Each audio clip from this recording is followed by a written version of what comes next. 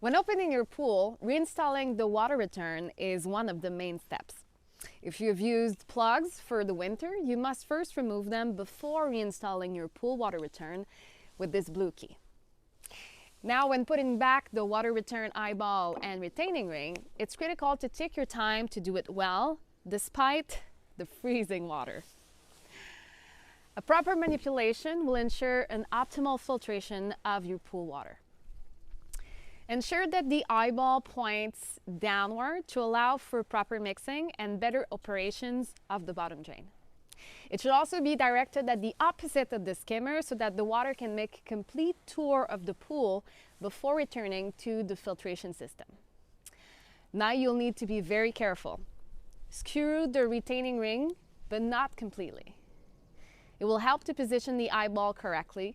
While you turn the retaining ring for the last time to ensure it's secured, the eyeball will move slightly. Remain careful and adjust it accordingly.